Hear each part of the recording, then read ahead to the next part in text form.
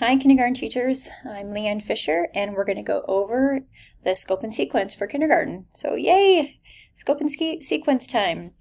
So you'll notice that we are going to be color coding our scope and sequence by units, and if you have looked at our year at a glance with the 10 units, you saw how it was color coded at the top to help you. Our first unit 1 is going to be represented in the corner, as well as our foundations, because our scope and sequence is representing what we teach and the standards that we teach and the tools that we use to teach those standards.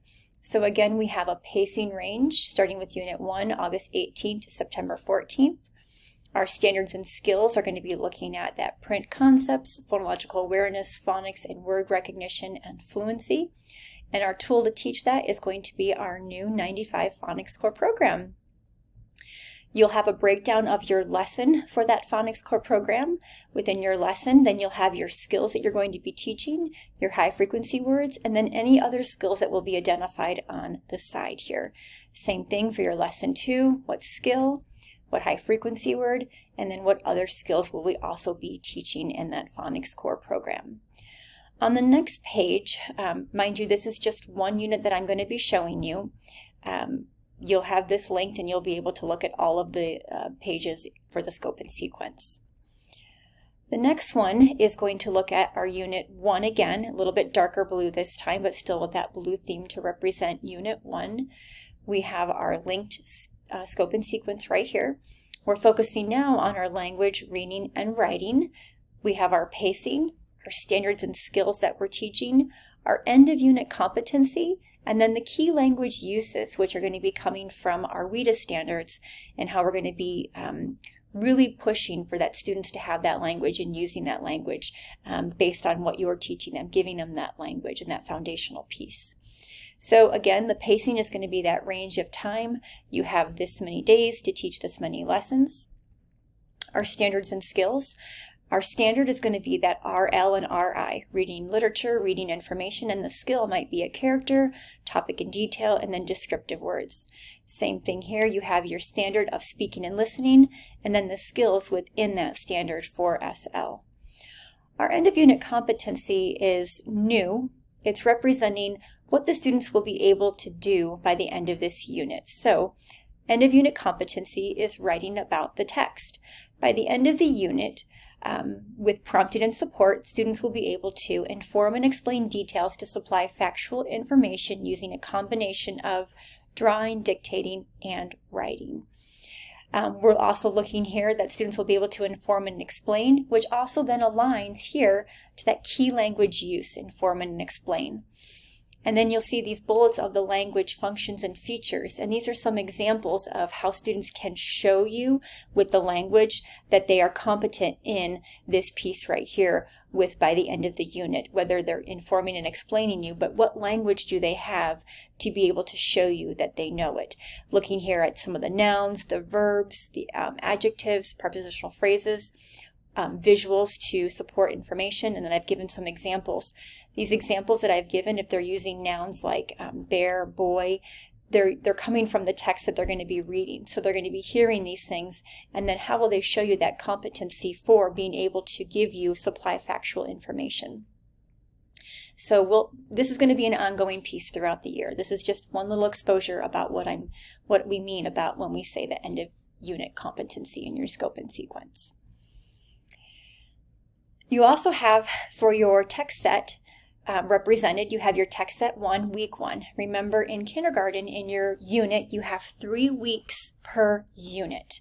You have 2 units in your book, so there'll be 6 weeks, but 3 weeks per unit. So you'll see in your scope and sequence a page that will look like this, that will have text set 1, text set 2, and text set 3.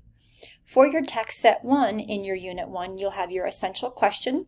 So unit 1 is how can we get along with new friends, vocabulary, and then you have category words identified, and then you also have your text type and the title that's represented. So going back again to those 4 text types, we have that interactive read aloud, you have your shared read, your anchor text, your paired reading, and then you have your writing piece, and focusing on here of what type of writing that is. Is that an opinion? Is it informative, explanatory, or a narrative piece? We also have here where we've identified some special education connection. This is for you as a general education teacher to be aware of what your special ed teachers are teaching and what students who are receiving special ed services are learning with. So this is not necessarily something that you are teaching. This is what your colleagues are teaching, but since they're all of our students, this is something to be cognizant of. Also to be able to see, where do we see the same book that they might be reading in core instruction that they might be reading when they're receiving their services with their special ed teacher, and that's intentional. So for example, here I can see that our decodable reader is going to be I can, and that our shared read is I can. That's something that is something to be aware of with that connection piece. Again, this is not something that you are teaching. It's something to be aware of because they are your students too. And that is something new.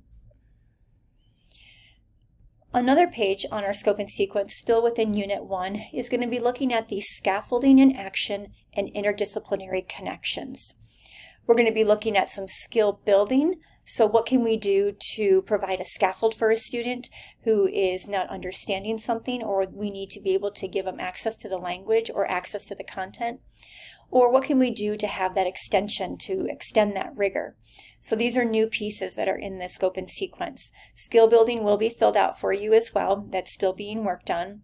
And then this is an example of an extension. So for example, if I'm in Unit 1 and I wanted to extend the lesson for a student, I could be looking at these material pieces that have been identified for me. I could look at research and inquiry projects, and then I've got my pages that they're listed in that Unit 1, specifically with Unit 1, which is great. They've been identified for you.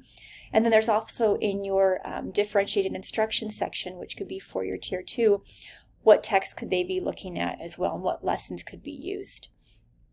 You also have here interdisciplinary connections. You have your science and your social studies, where they are identified and where they're identified as far as a standard and what you could be doing to extend those lessons.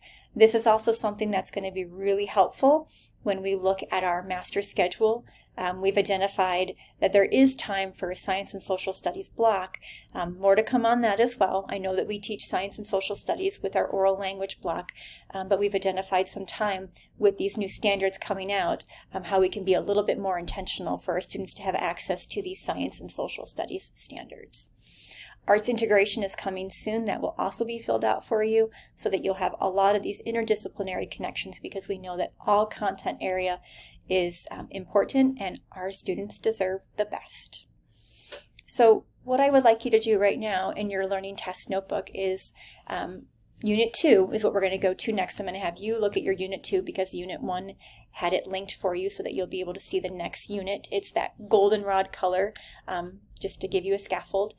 I'm going to have you identify the end of unit competency for Unit 2, and that was on the first page that we talked about with that, with our standards and our pacing, and then also our standards and skills, sorry. And then also, what are your 3 anchor texts for Unit 2? So remember, there's 3 weeks per unit, so when you go to your Unit 2, you'll see Text 1, Text 2, and Text 3 with information about the question of the week, and then text will be listed there for you. And then also, which text aligns with the Special Ed Wonderworks for Unit 2? And that was where we had that grade piece that you're not necessarily teaching it, but as an educator, you need to be aware of what your students are receiving in special ed as well. So it's making it from theirs to ours, and it's just keeping you in the loop. And then also to name one extension for Unit 2. So that would be those scaffolding and action pieces. What would be one extension that you could do for Unit 2? So there is your learning task, and I hope you have a wonderful day. Thank you.